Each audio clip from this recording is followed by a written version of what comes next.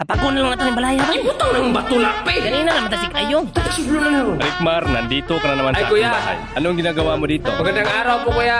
Pinalayas ka ba sa inyo kaya pumunta ka dito, Rikmar? Ay hindi po.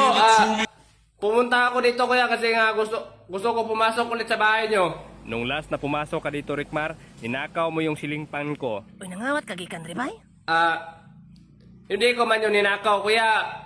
Kinuha ko man lang yun kasi nakita ko yung wire sa ceiling fan yun. May may nagsiga-siga ba? Anong nagsigasiga? May nag-spark ba? Akala ko kasi grounded yun eh.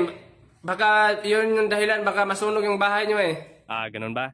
Pero bakit ngayon nagdala ka na ng aso? Unsay aso ba wala matanag?